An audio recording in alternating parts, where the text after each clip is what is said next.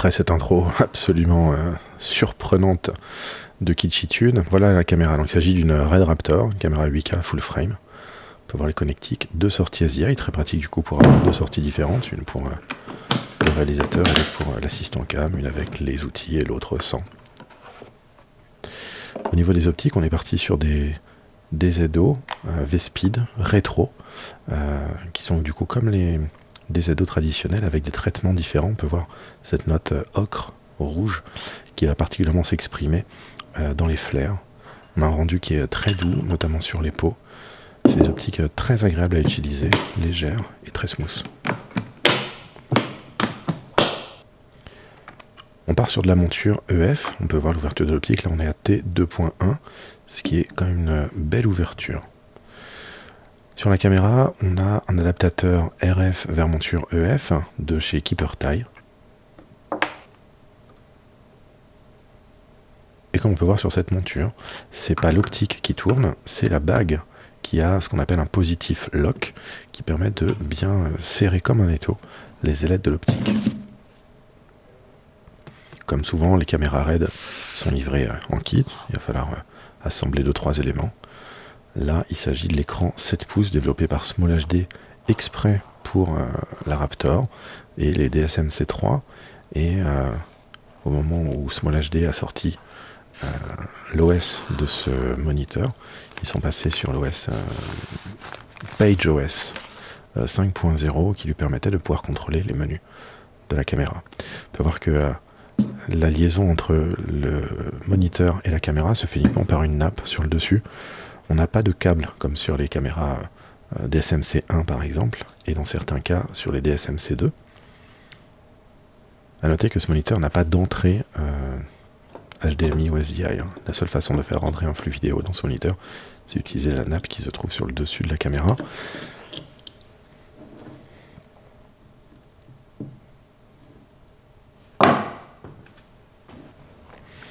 Pour fonctionner, l'écran a tout de même besoin d'un câble. Et c'est ce qu'on va prendre là dans la valise de la caméra. On a différents câbles et on va prendre un petit câble qui ressemble un petit peu à du câble USB-C, mais c'en est pas. C'est différent. Et ça va relier l'écran à la nappe. Comme on peut voir, Small HD a pensé à un petit lock qui permet de bloquer le câble en place, que ce soit au niveau de la nappe ou sous la caméra. Ah, voilà une des matbox les plus populaires en ce moment. Enfin, pas une matbox, d'ailleurs un clip-on. Vous savez que les clip-on, c'est une matbox sans les tiges de 15. Il s'agit d'une matbox, d'un clip-on extrêmement léger. C'est Abracam qui fait ça, donc c'est une marque française. Alors tout de suite, combien est-ce qu'elle pèse, cette petite clip-on? Sachant qu'il s'agit de la clip-on Neo d'Abracam, elle fonctionne avec des aimants néodymes. 118 grammes. Et maintenant, regardons le poids d'un filtre. 150 grammes. Ce clip-on est plus léger qu'un filtre. J'aime beaucoup, elle a une grande modularité. D'une part, on peut adapter des optiques en 114 directement dessus et utiliser après les adaptateurs, des adaptateurs qui vont permettre de pouvoir réduire le diamètre. Là, il nous faut du 80 mm extérieur.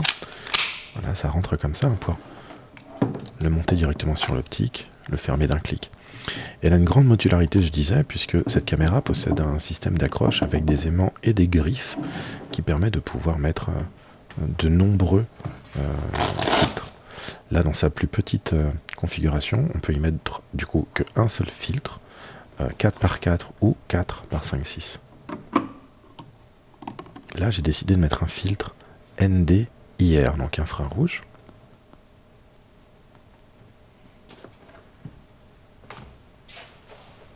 Et puis on va également mettre un filtre Glimmer Glass. C'est un filtre de diffusion tout simple qui permet d'éclater légèrement les hautes lumières, de les diffuser légèrement et puis d'adoucir également le grain de peau. Pour ce faire, vous avez vu, on a mis un deuxième tiroir sur notre Neo pour pouvoir accueillir un deuxième filtre. Et également un filtre très populaire, c'est bien entendu le polarisant. Mais le problème, c'est que le polarisant a besoin d'être tourné pour pouvoir couper certains rayons lumineux. Et donc on va venir simplement mettre encore un autre tiroir. Vous voyez quelle facilité on peut mettre le tiroir. Ce tiroir-là est spécialement conçu pour les filtres polarisants en 114 et qui nous permet de pouvoir tourner le polarisant. Mais j'étais pas très satisfait avec le fait d'avoir 3 filtres à l'avant de l'objectif. Et du coup, je me suis dit que peut-être on pourrait réduire cette config, retirer le filtre ND et peut-être directement l'incorporer dans la monture de la caméra.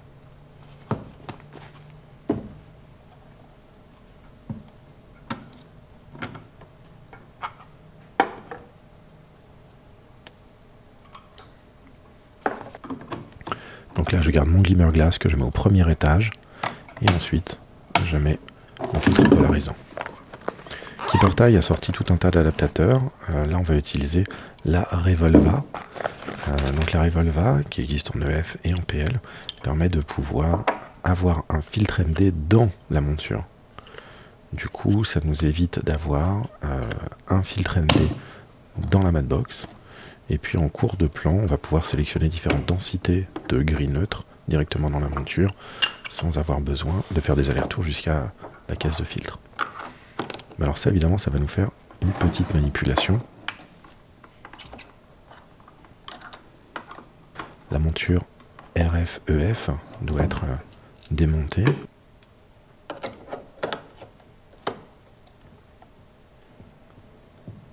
Elle est vissée sur la caméra pour éviter de bouger qu'on ait du jeu.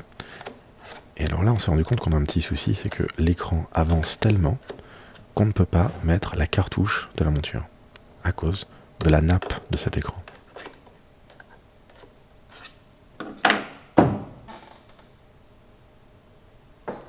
La monture est développée en partenariat avec Red. Elle est spécialement conçue pour la Raptor et la Komodo. L'écran est développé par Small HD pour Red. Donc en fait, Red a mal fait la liaison entre le fabricant tiers qui lui a fait les montures et le fabricant tiers qui lui a fait l'écran. Mais Keepertie propose à la vente un riser qui nous permet de pouvoir remonter l'écran légèrement pour pouvoir faire passer notre cartouche. Bon, je crois qu'on n'a pas le choix. Il va falloir l'ajouter au panier et le commander.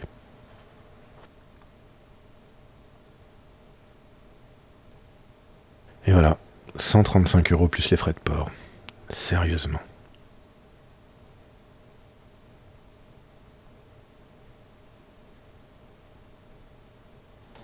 Merci de ne pas regarder pendant que je tape mon numéro de carte, merci.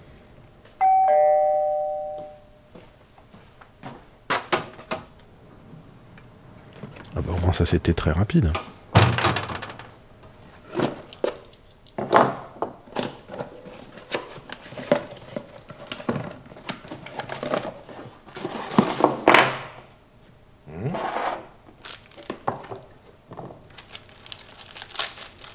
Oh, les granolas, mes biscuits préférés. Allez, au boulot. On va du coup mettre le riser sur la caméra. C'est tout simplement une plaque en aluminium avec des contacteurs en haut, des contacteurs en bas. Il n'y a aucun circuit logique dedans. Et ça nous permet juste de pouvoir rehausser légèrement l'écran.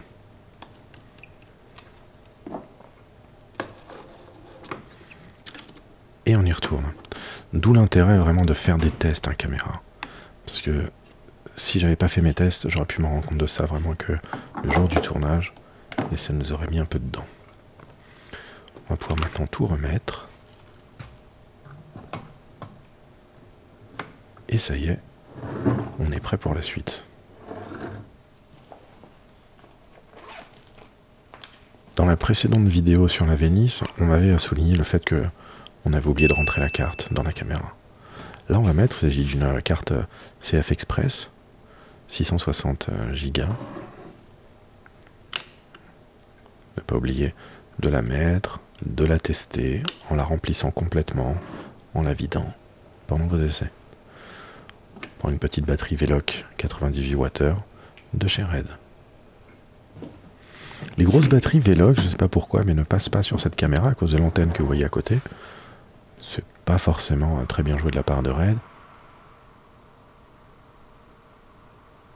Notez qu'il est possible, en rajoutant certaines plaques hot swap, de pouvoir malgré tout mettre des grosses batteries, à condition que votre plaque hot swap soit assez épaisse. La caméra s'allume, elle met environ une quinzaine de secondes à s'allumer. On a le signal qui s'affiche sur notre écran Small HD. Vous pouvez voir que l'écran Small HD propose le contrôle total de tous les menus de RAID. Alors on va changer la configuration. On n'était pas dans la bonne résolution. 500 fps, ça ne nous va pas non plus en 8K, bien entendu. On va repasser en 25 fps, au 50e, et peut-être se mettre en 5006, quoique quelqu'un m'a dit un jour, Benoît Feller m'avait dit la balance des blancs des champions, c'est 4003. Quand vous savez pas quoi faire, vous mettez en 4300, et puis vous voyez en post-prod, hein, c'est entre le 3002 et 5006. Pendant les tests, bien sûr, il va nous falloir tout un tas d'accessoires. Et c'est pas des choses qu'on peut improviser sur le set, c'est des choses qu'on voit uniquement en testant la caméra et la config.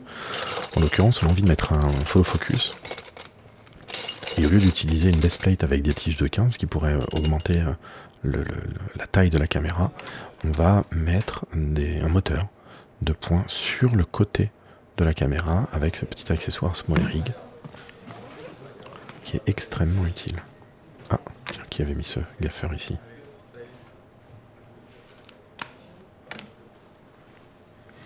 Pour le follow focus, dans cette version, on est parti sur un follow focus C Pro avec un moteur SeaForce Mini RF. C'est un moteur du coup, professionnel, bien entendu, qu'on utilise sur la plupart des tournages pro et qui a un récepteur intégré. Il est possible de chainer plusieurs moteurs, les uns aux autres, donc des RF avec des non-RF.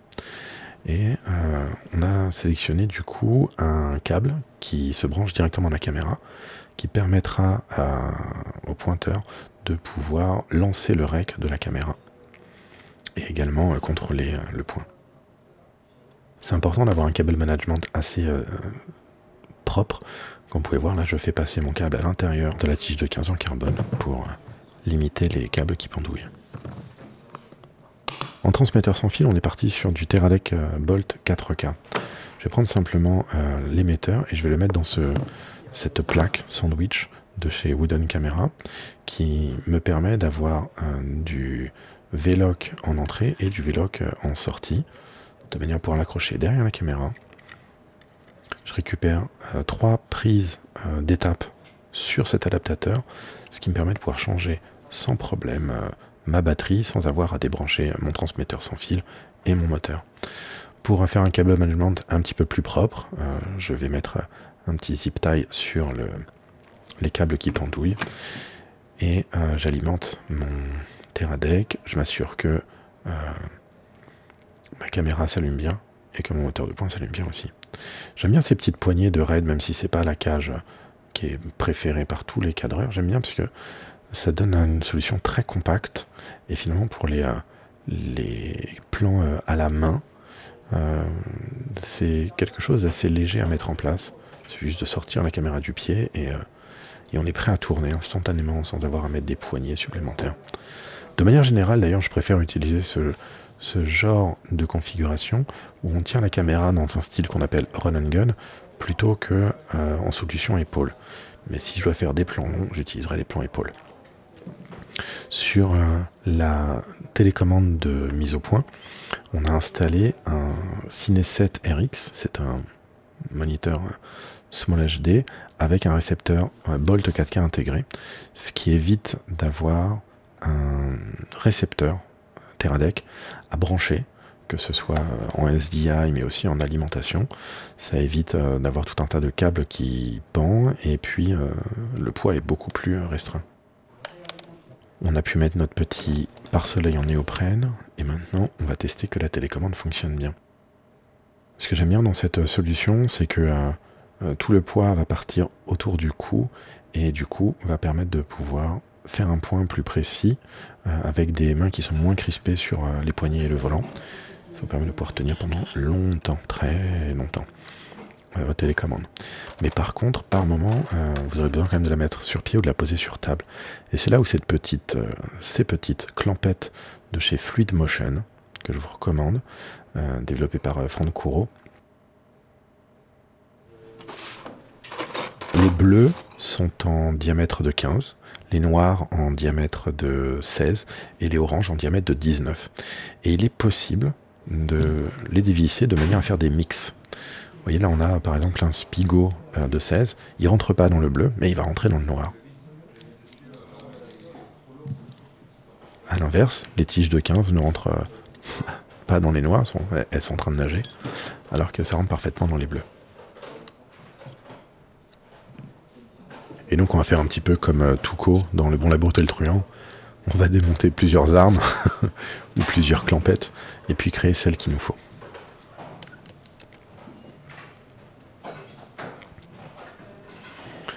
Donc on a pu mettre un support de tige de 15 au dos de notre télécommande, une petite tige de 15 carbone de 5 cm, et puis nos petits accessoires, de manière à pouvoir le mettre sur pied.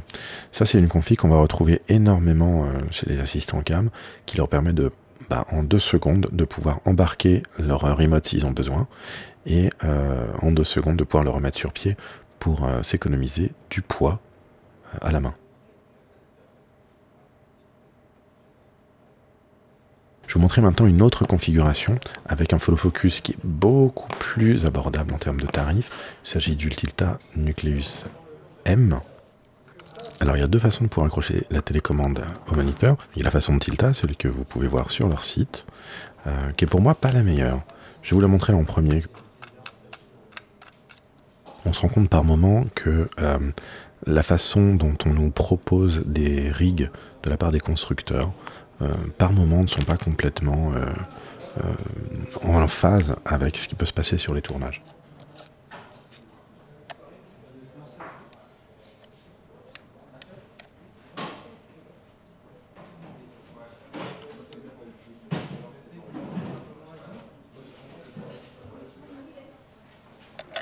Là on peut voir que on a beaucoup de poids qui va se retrouver sur la partie supérieure de notre télécommande, et au bout de la journée ça peut être un petit peu lourd.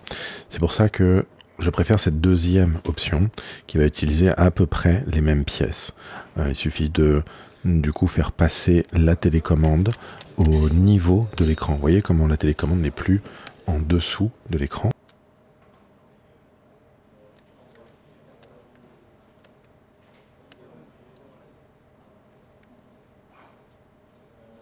Et puis, sur l'autre côté, on va mettre la poignée.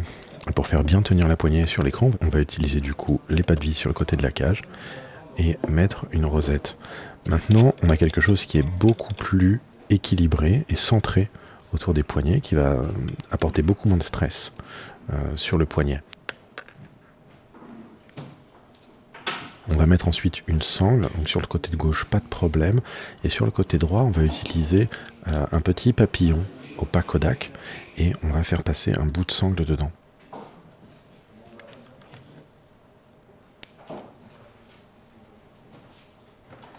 Et regardez cet homme qui est tout heureux de pouvoir manger ses granolas. Tiens d'ailleurs, à qui il ressemble cet homme? Si vous nous regardez jusqu'à présent, mettez-nous dans les commentaires à votre avis. Juste un nom, un simple nom. Voilà. On va bientôt préparer une FAQ. Je compte sur vous pour nous poser tout un tas de questions et j'y répondrai dans la prochaine vidéo. Bonne journée à tous.